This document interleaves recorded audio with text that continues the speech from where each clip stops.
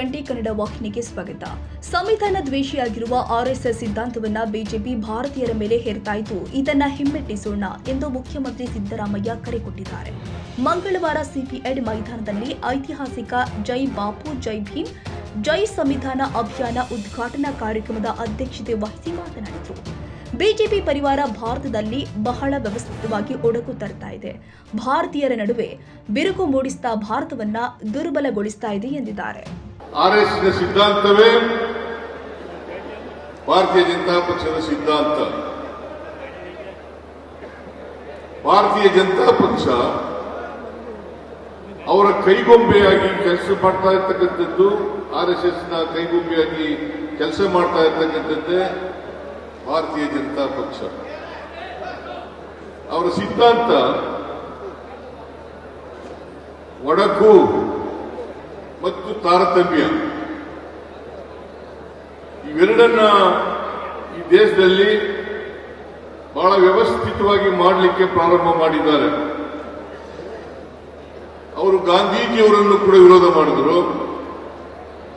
ಬಾಬಾ ಸಾಹೇಬ್ ಅಂಬೇಡ್ಕರ್ ಅವರನ್ನು ಕೂಡ ವಿರೋಧ ಮಾಡಿದರು, ಸಂವಿಧಾನವನ್ನು ಕೂಡ ವಿರೋಧ ಮಾಡಿದರು.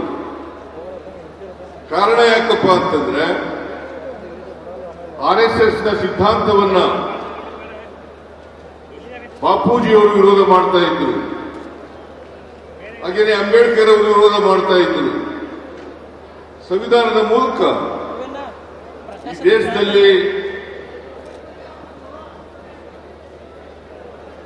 ಭ್ರಾತೃತ್ವ, ಸಮಾನತೆ,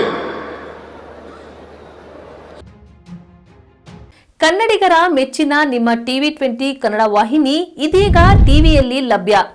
ಕರ್ನಾಟಕ ಮತ್ತು ದೇಶ ವಿದೇಶದ 360 ಡಿಗ್ರಿ ಸುದ್ದಿ ವಿವರವನ್ನ ಪಡೆಯುವುದಕ್ಕೆ ಟಿವಿ20 ವಾಹಿನಿಯನ್ನು ಲೈಕ್ ಮಾಡಿ, ವಿಡಿಯೋಗಳನ್ನು ಶೇರ್ ಮಾಡಿ, ಕಮೆಂಟ್ ಮಾಡಿ, ಸಬ್ಸ್ಕ್ರೈಬ್ ಮಾಡಿ. HCN ಕೇಬಲ್ 842 ನಂಬರ್ನಲ್ಲಿ ಹುಕ್ಕೇರಿ ತಾಲೂಕು ಹಾಗೂ ಸಂಕೇಶ್ವರದ ಸುತ್ತಮುತ್ತಲಿನ ಹಳ್ಳಿಗಳಲ್ಲಿ ಲಭ್ಯ.